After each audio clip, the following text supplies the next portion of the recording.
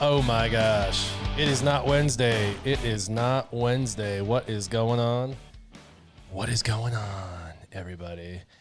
So I just, so I'm working straight through. I've got the weekend off, actually, weirdly enough. I've got the weekend off. That's right. I'm going to go visit my brother. Pretty excited about that up in Washington State. I'm going to go tripping. Metaphorically going to go visit him. I'm going to go drive up there, actually fly up there and visit him. And so I had to work straight through, work my Tuesday, Wednesday that I'm normally off on. So I don't have Warrior Wednesdays. I've got Warrior Thursday morning. But that's good news because we get to do Grand Arena Championships. And I love doing Grand Arena Championships. And I just got finished. I needed to bust this out because I don't have enough time before work to do all of this and do Grand Arena Championships. And I needed to get this special mission completed. I needed to do the cam mission and Wall of Bricks, what's going on. So I did actually just finish the cam mission, and it took, looks like, approximately 7 minutes to do the cam mission. So for anyone that is curious as to how long it takes to do the cam mission, if you take your time, take your happy time, it takes about 7 minutes, 7 to 10, depending on how slow you want to take your roll. But a good 5 to 10 minutes is how long you should take. You really shouldn't rush the cam mission if you want to succeed. And it really comes down to whether you can keep your leader alive. But if you do, it works no problem. You'll probably lose fives. That's just kind of how it works, but not a very difficult mission at all as long as you take your time. So really quick before we go and do Grand Arena Championships, this is what my favorites looks like. I threw Grand Moff Tarkin and Amilyn Holdo in here, and the reason for that is because they both have capital ships. I actually want to take both of them to Relic 6. The reason is most people use them at low relics, but if I happen to see a tie, like Relic 5 versus Relic 5, I want to beat that tie. And so I want to have that tie beat 90% of the time. And so I want to just bump them to Relic 6. For Holdo, it's just a simple single bump. For Tarkin, it's going to be a little bit more. It's going to go, 4, 5, and 6. There's 3 more relic levels for that. And then the Mandalorian, the reason why I have him in there is I actually want to take him to Relic 7. And the reason why I want to take him to Relic 7 is because of his ship. We're going to be unlocking his ship coming up in the next couple months. And not only is he a decent character, but he gets really good offensive boosts with those next 2 relic levels. So I just make him a better offensive character. But then, of course, it's going to benefit his ship. And I really think his ship is the future of the game as far as the ship meta goes, and I am excited about having a future ship meta that is not what we've had for the last 2 years. Bobby Roundtree, what is up, brother? It has been a minute. What is going on? JF Space Native, good morning. Darth Vid, what's up? So those guys are in there for, guys and gals are in there for relics, really, just a couple of relic boosts for each of those. That may take a minute. And then Kiadi Mundi, of course, is a poor reminder that I'm going to have to wait 6 months to get him 7-starred. Hunter, just because he was the newest character released, and so I geared him up. I kind of use him for like building gear. And then Bo just went farmable, sort of. So you get a lot of, if you place high in arenas, I place high in arenas every day for the most part when I'm not like on vacation and stuff. When you get a lot of crystals every day, you have a plethora of crystals. And so I use those crystals to purchase the characters. I did just do this for, literally do this for where are thou, Dark Trooper. I just got used the crystal income to get him to 7 stars because he became farmable through the shipments. And so I used the shipment, my daily crystal earnings to get him through shipments. And then once I got him to 7 stars, I took him to Relic 7, and I just had a ability to do a Zeta, did his Zeta. And so I took him to Relic 7, and that I don't even have good mods on him, I'll be honest. My mods are pretty mediocre. I have him at like 110,000 health and protection, 271 speed, and at like 9,000 damage. Really, honestly, he should be better than that. I just wanted to be done with him. And so basically I just built him out. He's the project that's done for now. I'll rework his mods a little bit. But Bo-Katan now is my new project. She just became farmable in shipments, and I bought my first 8 shards with my earnings yesterday, and I've got 8 in there. So she's going to drop in shipments, and so I'll be starting to work on her. I'll be honest, I don't know why anyone buys a character anymore right off the bat. In my opinion, it's not worth it. They give you like an average of 5 to 7 shards, so basically an average of 6 per 1,300 crystals, which equals like 280 crystals per shard. And then they make them farmable in like less than a month through shipments, which is 80 crystals per shard. So if you just wait 4 weeks, you can go from 280 shards or 280 crystals per shard to 80 crystals per shard. Literally, you can save 200 crystals per shard by just waiting a few weeks. Plus, you want to wait a few weeks anyway, so you can kind of see what's the deal with the character, what's that and stuff. And like for Hunter, you want his whole team anyway. It's going to take a month anyway. You might as well wait. By the time his whole team is out, he's literally going to be farmable in the shipments. It just, to me, doesn't make any sense whatsoever. The Lysol, the Lottie 87 and Disco Falth. What's going on, everybody? So anyway, just, it's weird. I don't know why anyone spends, $300 to $400 on a character when in 4 weeks you could spend, between $100 and $50 worth of crystals to get the character, and you could actually earn that through your daily earnings in a month of getting first place in arena. So anyway, doesn't make sense. To each his own, I guess, to each his own. But I did my events today already. I already earned these, and it looks like we're getting the second character. He looks kind of cool. My only like blech with this new character is his animations. They look awesome. Don't get me wrong. I mean, that's cool and all, but characters that have long animations bother me because it drags the battle on. I almost want to make a team with the longest animations as like a timeout team, just because you'd have to sit there and wait for the freaking animations to go through. It's super annoying. It's almost like when you go against a C, he's like, drag. It's just annoying. Anyway, I'm watching his animations. I'm like, great. They're going to be like an hour long waiting for his animations to complete. Let's go do some Grand Arena Championships.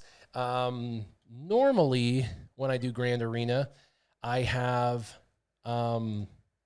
really tough defenses to go against. I've had, for the last few rounds, I've had a lot of Galactic Legends to go against, some really high-end teams. It's been pretty tough. It looks like, from the front, it looks like this guy set some real easy defense for me. So it looks like we might have an easy time today. Bobby Roundtree asks, how did I get all those GLs back to whaling again? When I came back, I did do a little bit of whaling to get caught up. Yes. Lord Megatron, what's up, brother? I am back to not needing to whale right now because I am caught back up. So I'm going back to just getting my daily crystal fix from my getting first place in arena. But yes, when I first came back the first few months, I did spend some to get caught up for sure. Absolutely. All right. So they want me to use First Order Stormtroopers. Win a Grand Arena using at least the 3 variants of Stormtroopers. That's, you can use Phasma, Fox, First Order Stormtrooper. I think I have some of those set on defense and some of those not, so we might be able to do that. And then defeat 6 enemies with First Order Stormtroopers and their variants. You have to do 2 battles for that. Completely clear. And you got to remember, I didn't get to do the first round because I love Sure Shot, but Sure Shot forgot to get me in before I came back from vacation. And so he didn't get me signed in. So I didn't get to do the first 3 battles of Grand Arena. And then, so I lost out on those first 3 battles, which was like 9,000 to 10,000 points that I just didn't get to participate in, 9 to 10,000, because you get a couple thousand for a win and 1,000 plus for setting defenses. So that's like 3,000 plus per battle, plus your all of your achievements. That's like almost 10,000 that I didn't get. Let's see. Lottie says, do you think Kiadi Mundi will eventually be needed for future GL requirements? At some point, there will be a GL, I think, that will be required for him. So I think this battle will be who's more efficient.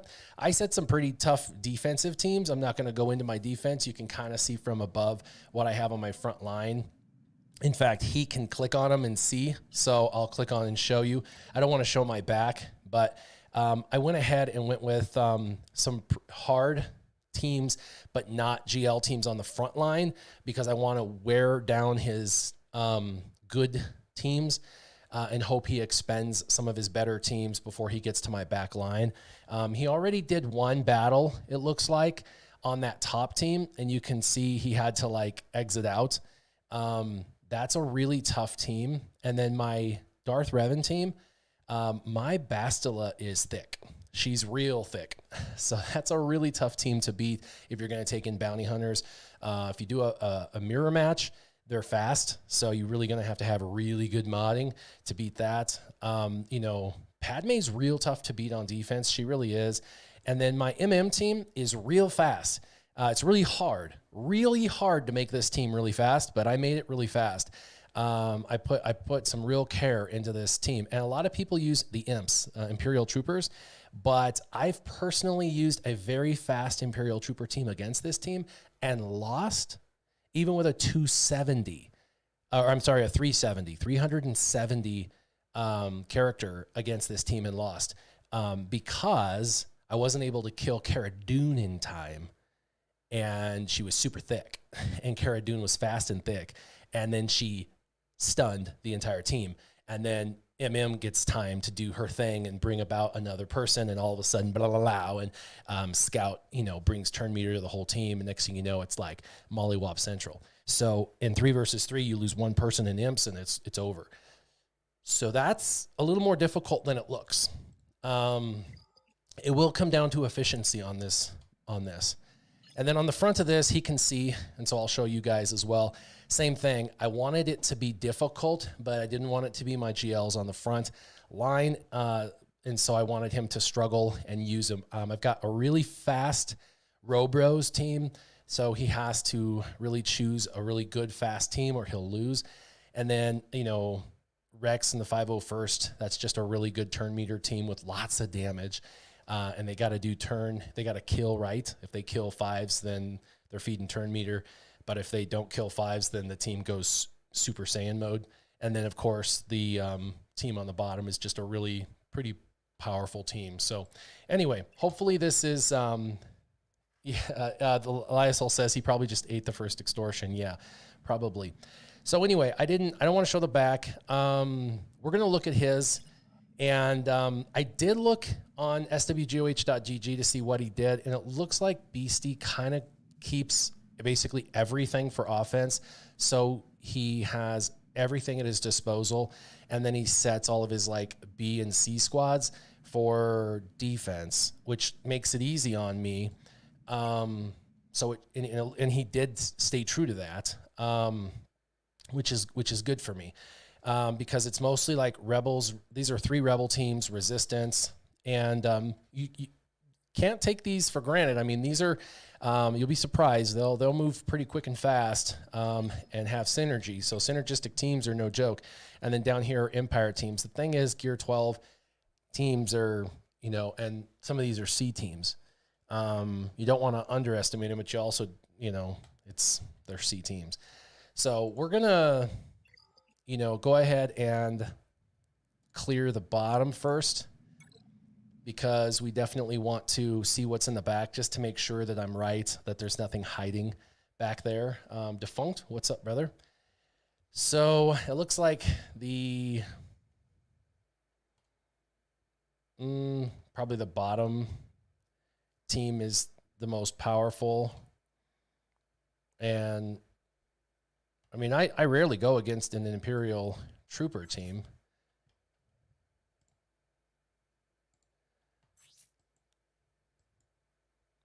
Oh my gosh, a 161 General Veers.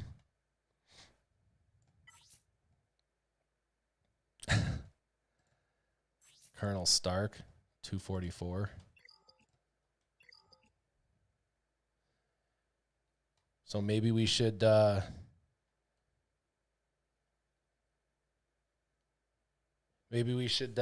just do Malik. Do Malik all by his lonesome.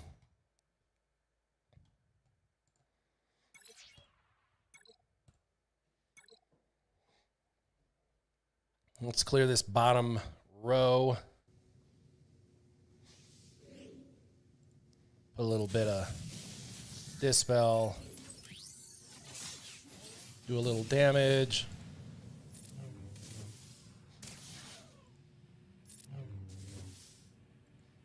Mollywop.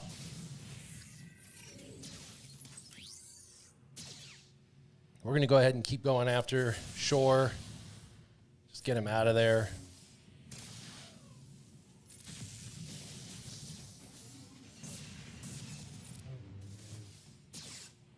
Now we'll go after Veers. He's the lead. Mollywop him. That was pretty painful looking. He's dead. Now we'll go after Stark. Give me that health. We're at 3. Tenacity's high. We're going to get full health right here. Boop. Nice 56. What's going on, Jazz Pass?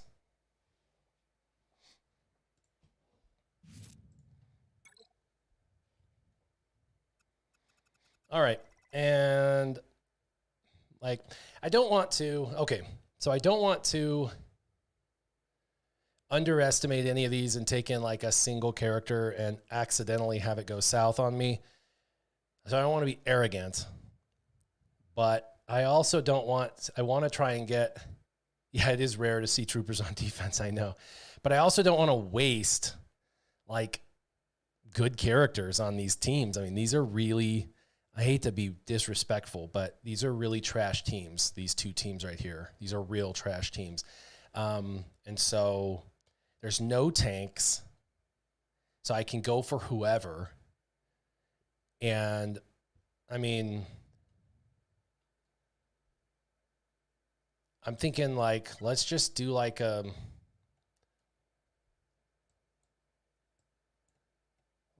I don't know, like, shoot.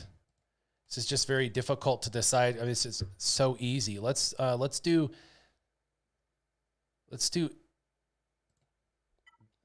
Empire. I mean, this is just overkill, but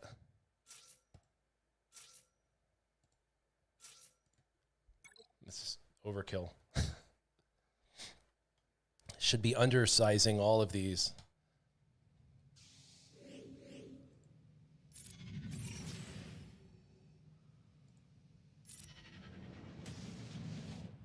Goodbye, Squishy.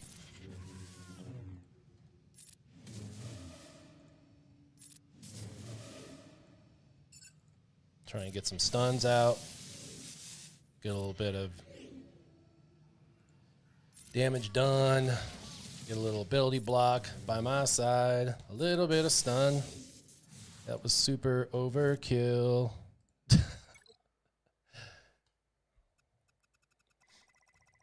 And then, I mean, yeah, I can do and this is the thing. I have all of the tools in the world as well.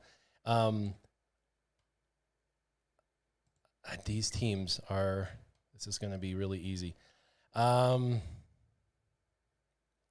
Shoot. I just feel like it's super overkill. Let's just do resistance.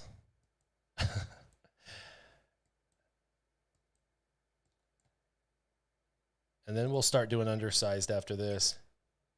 Yeah, I could have underdogged that for show. Faux show.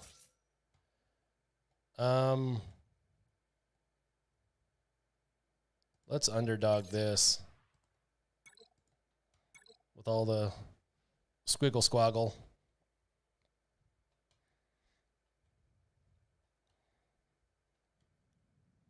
He's squirmy.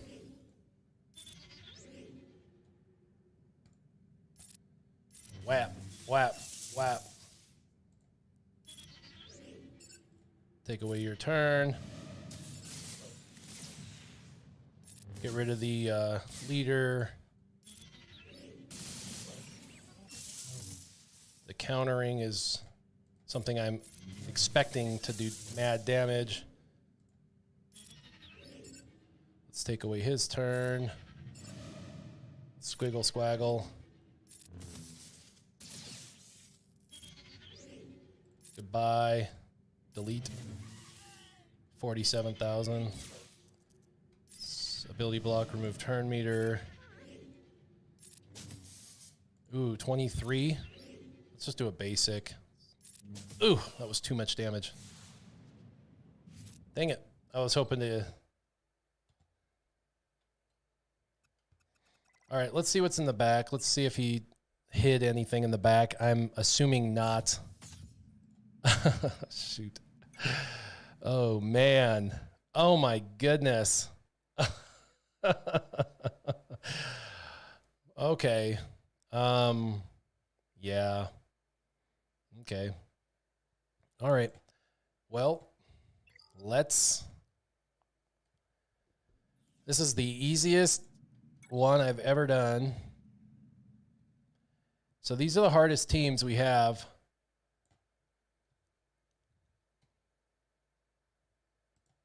So we're going to do... Yeah. Yeah, we can solo. We can... Oh, it wanna makala solo. We'll get back health on the attacks.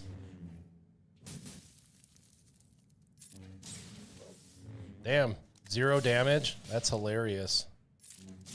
There you go. You finally struck him.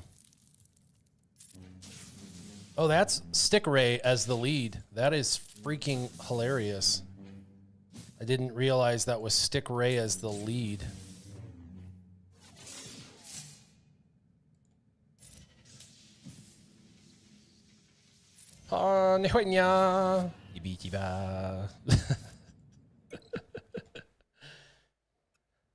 He put the timeout squad in the back. I'll have to see what you're talking about.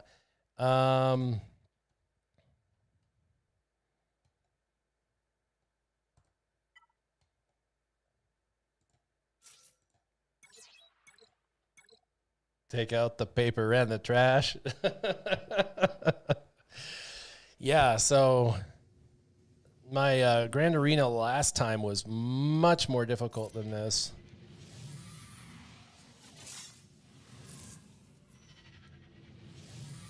There's always at least 2 Galactic Legends on... There we go. There's normally 2 Galactic Legends on defense at a minimum. But I saw he was doing it so easy, I figured, oh, I'm going to get some solos in. Oh, yeah. I knew they were going to do a lot of attacks. Bring them out. Bring them out. Yeah. Uh-oh. Uh-oh. Uh-oh. Regenerate protection. Oh, I didn't have full protection. I didn't get my 56. Spy Hunter. This just popped up on my YouTube feed. I had no idea you were back, Mountain. How long have you been back for? What's up? Thank you for the donation. Appreciate it, Spy Hunter. I appreciate that. I have been back actually for like 7 months, since like October. So appreciate that very much. Herald Phoenix is what I put down there when I want the opponent to time out, hence the timeout squad. Oh, that's funny. Okay, let's see. Which one of these 2 would be considered more deadly? Probably this one, I guess. So this is just, okay. I feel like, I mean, he should be able to easily full clear me with everything he has. Let's poke you, Cassian. Morning, bud. What's up, Andrew? My brother from the same mother. I'll be seeing you tomorrow. I'm excited about that. Pretty neat. WAP. Molly WAP.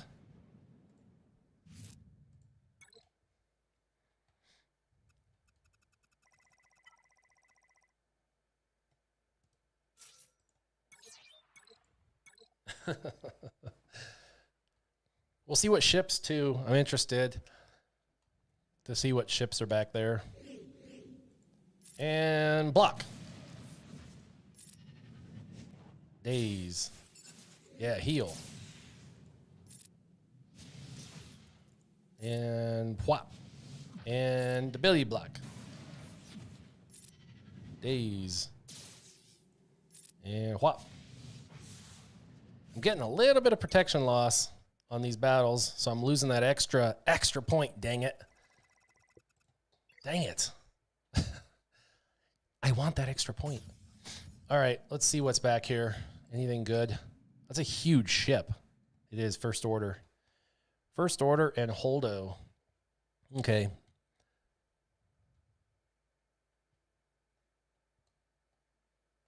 Yeah, I know. I was hoping for a Mace Windu. Mace Windu. That'd have been funny.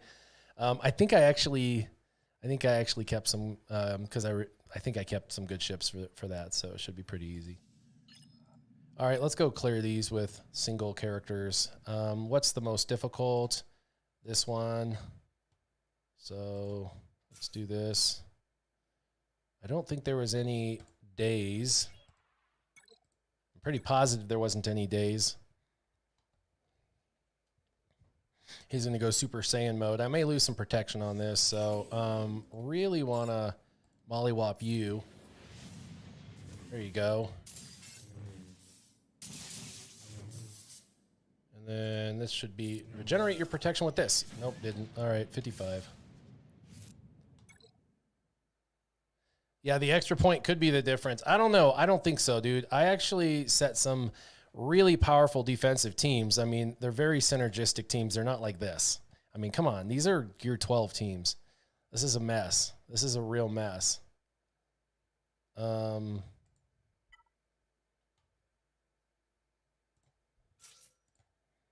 come on. He had a lot of Gear 13 he could have put on defense. You know, he could have put like a Geo team or...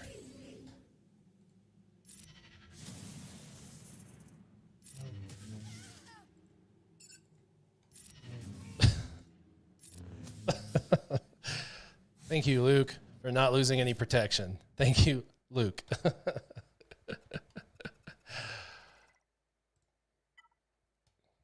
He's the man with the plan. Wait, who am I going against?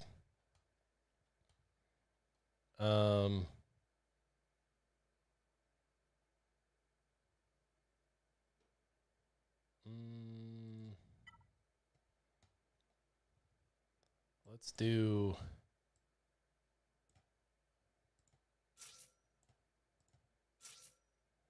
Not that I need it. They're just going to come back to life is the problem. You got to... He does a lot of damage even at low level. He's just going to come back to life. We'll kill the other two and then kill him. So we'll do this.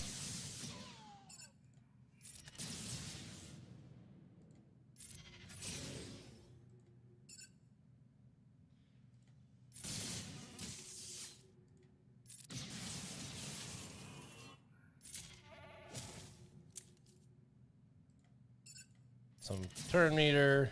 There we go. I just want to make sure he didn't get a turn. What is that Phoenix team?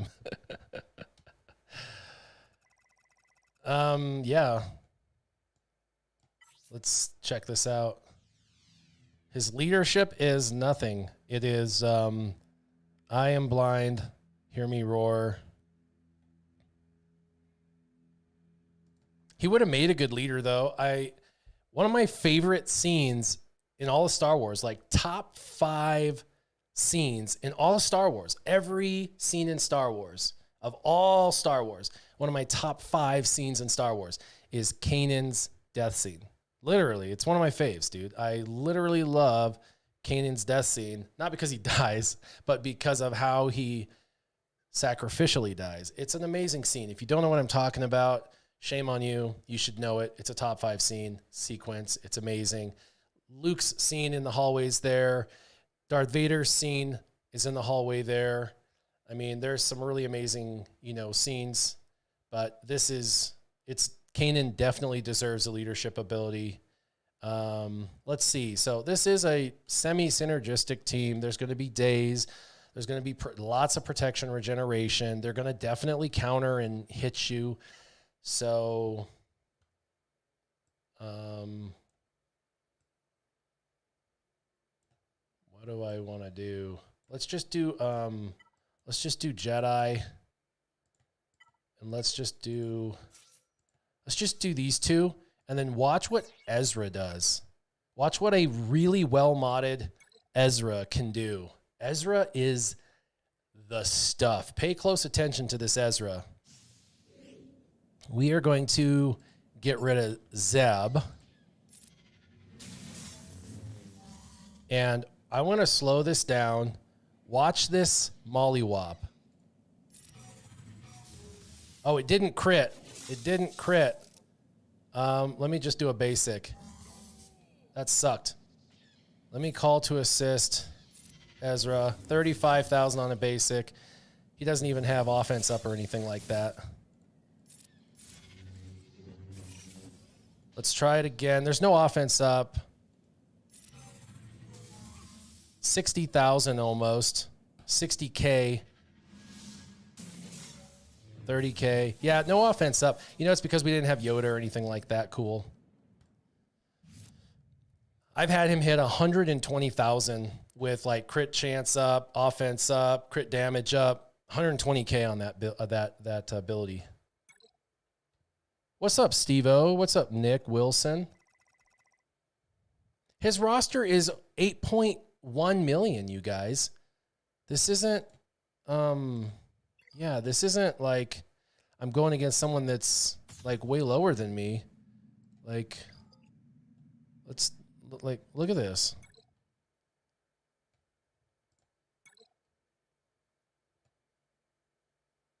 He's 8.186. That's what I am. I'm 8.182. And he's got all 4 of the Galactic Legends, but the one is he just unlocked. Where is Galactic Legend? Where do they have him? Is it at the top? Yeah, Galactic Legends at the top. So his Sith Eternal is just gear 12 without any of the stuff. But look at how small they make a gear 12 look compared to a gear 13. They're like, me, gear 13. So his Sith Eternal is not very good.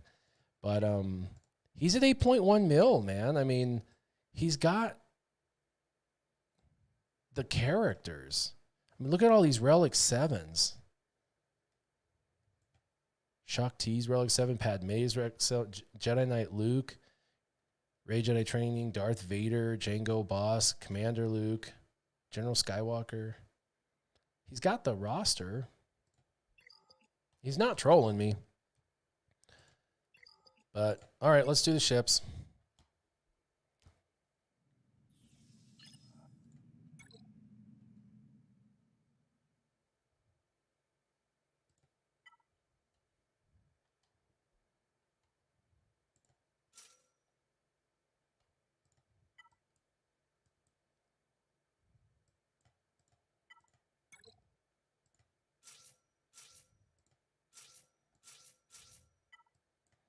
I don't even think I need anything else, but just in case. Just in case.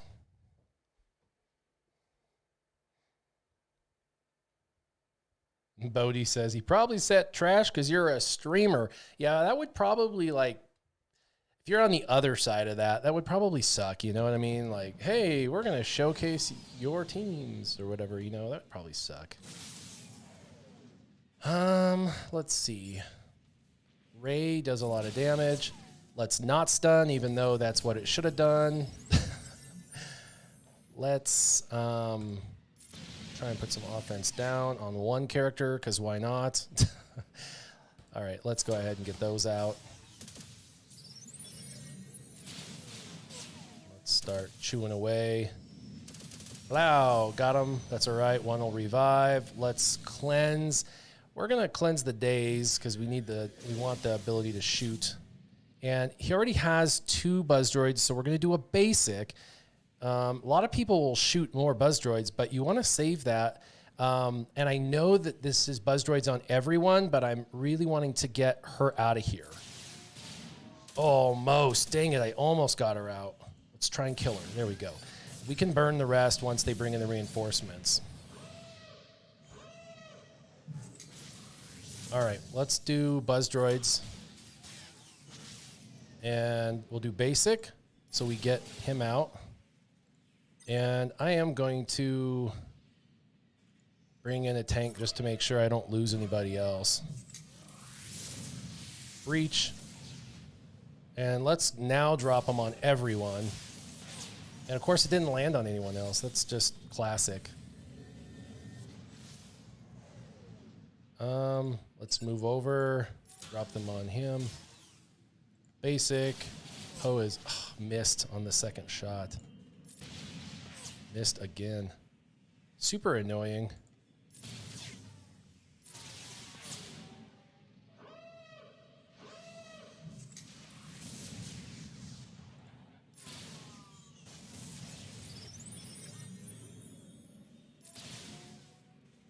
All right. Let's get rid of that expose and bring another ship out.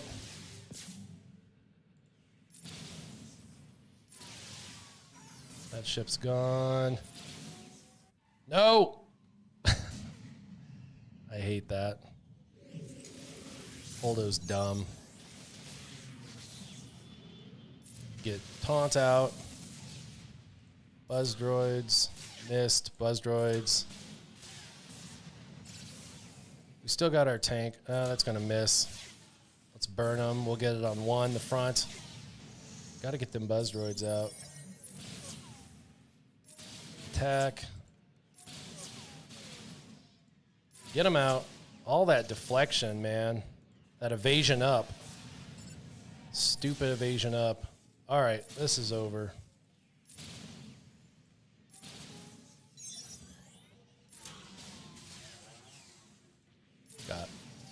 That was ugly. Damn, 8-point loss. Stupid Holdo. The Radis is so annoying.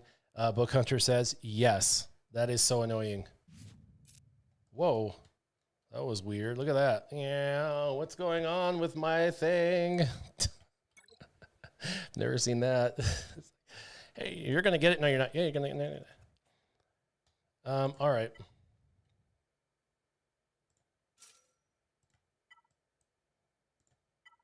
I actually like to set, most of the time I set my my Galactic Republic and my Malevolence on defense, and then I use my Rebels and my whatever on offense. You know, Holdo works really well on offense. If you can hang out long enough until she goes mollywhopping the other ship, she does really well. And you can kind of blend her with other ships in the background that do dispel and stuff.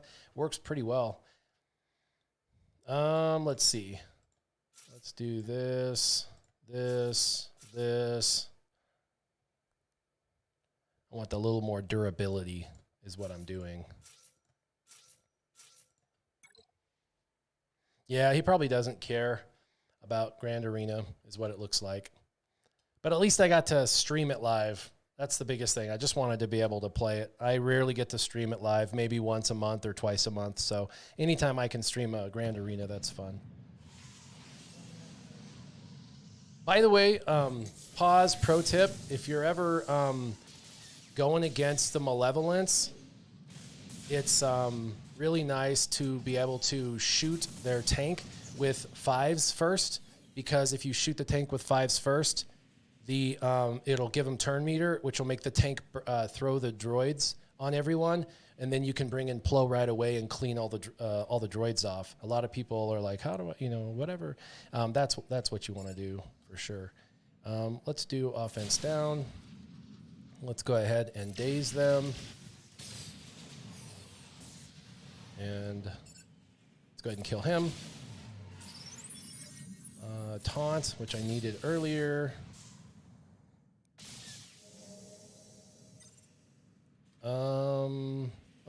So make sure when you're bringing in Ahsoka, you always target the one that has,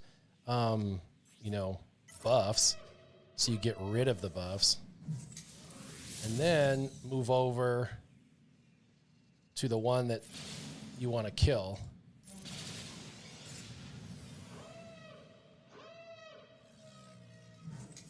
He came in, we'll get rid of all of his buffs. We'll move, oh, he's taunting. That's all right. He'll be dead. She's gonna destroy him. All right, we'll put the unending loyalty or whatever. Kill him. Where's his other ship, man? Why has he not got the right ship in the... This is how we're gonna get all of our points back right here. Yep.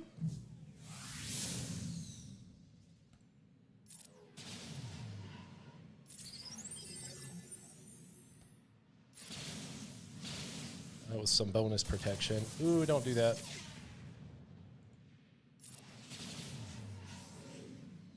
We lost. This will give everyone to shoot, and they'll get a little bit of stuff back. Mollywop. We'll get a tiny bit of points back. 63, we lost 3 points. That's all right. Oh, you know what I forgot to do? Dang it. I forgot to use first order on one of those easy teams.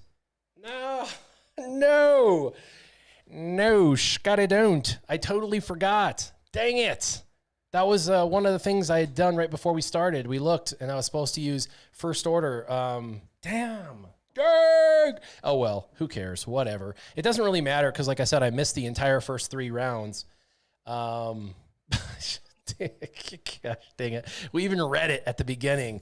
Let's see if he tried any more times on that one team. Yeah, no feats for you, warrior. Yeah, just that one attempt on that first top one. Let's see if the bottom one got any more attempts. This ends in like a few hours, so no attempts yet. 2682. That's pretty neat.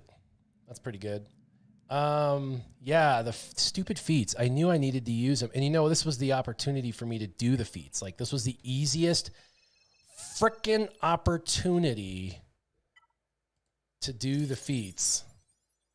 Damn it. Right here. Stormtroopers. I could have done 2 variants of Stormtroopers and got the bottom 2, which was 100 more points and another, or no, it was 250 and 90. That's 340 points and 100 more credits. Dang it. Oh, well. Who cares? Yeah. That's a tough score to beat in efficiency with these teams. And then my back wall, it gets a little more difficult even, actually. So, all right, well, I got to get to work, but I want to do a story time. So story time last week, if you didn't pay attention, if you don't know, we always do a story time at the end of stream. Well, not always, but almost always we do a story time at the end of live stream. It's kind of fun. I enjoy sharing life with you. Being vulnerable is a key asset in friendship. And if you guys are taking the time out of your day to come hang out with me, I feel like we're friends, even if it's only virtually. And so I feel like if we're going to hang out and socialize, vulnerability being a key virtue is an awesome thing to do. So I always do story time at the end of my streams for the most part. And last week we did a skydiving story.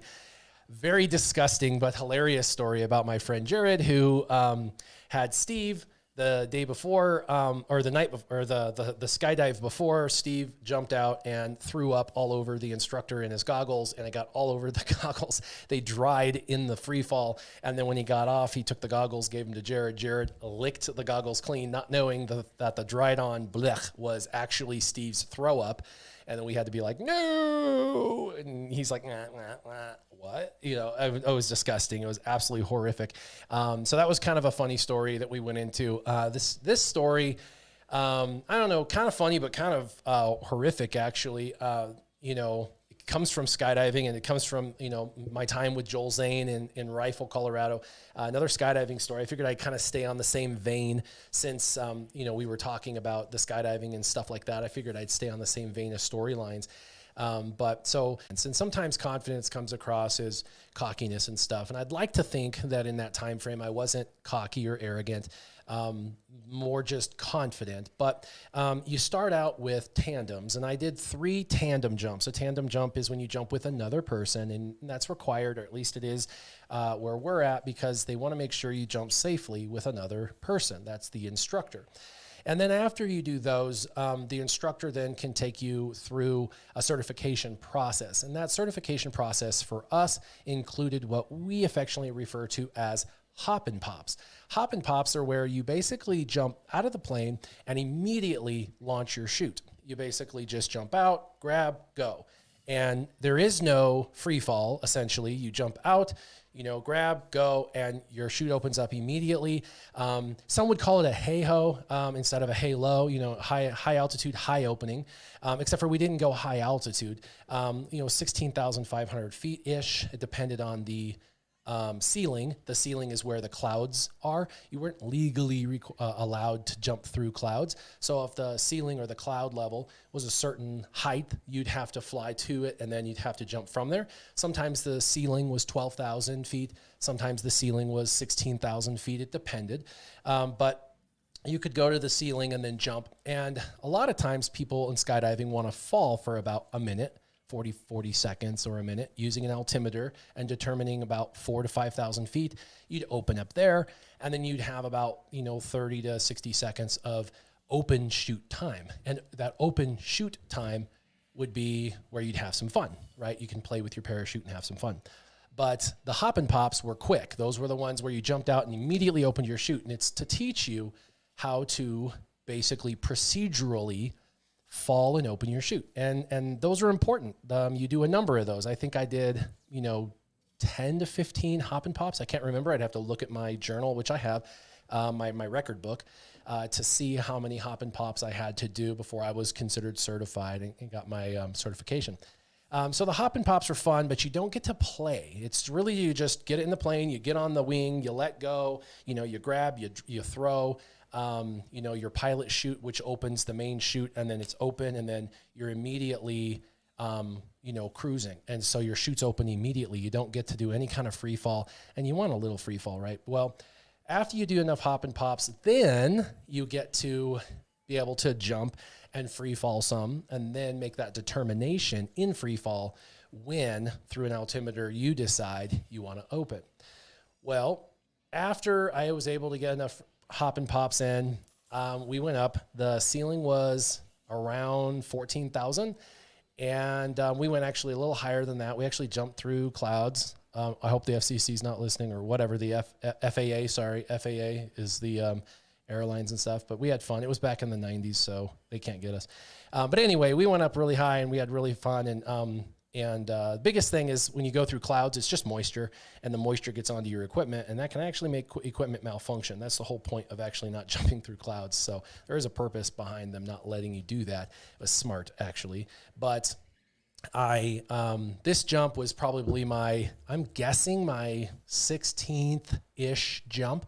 So I was starting to feel confident. I had done tandems. I had done a bunch of hop and pops. I'm feeling good. And he's like, "Are you ready to just do this on your own?" I'm like, "Yeah." So my mom is there, and she's super supportive. My mom was super supportive. She would drive me every single weekend. Now, I'm, 16. I could drive myself. However, I had lost my license. That's a whole nother story time. I think I have told that story, actually, but we're not going to go there today. But I didn't have a license. So anyway, I didn't have a license. So she drove me every single weekend to go skydiving. And this was about an hour, 45 minutes to an hour away from where I live. And so she drove me up there. She's hanging out with everybody. And the team, we would all go up at different times, and we'd jump and we'd watch, and it's fun. Well, on my jump, we go up. We get to a little higher than ceiling. We jump out.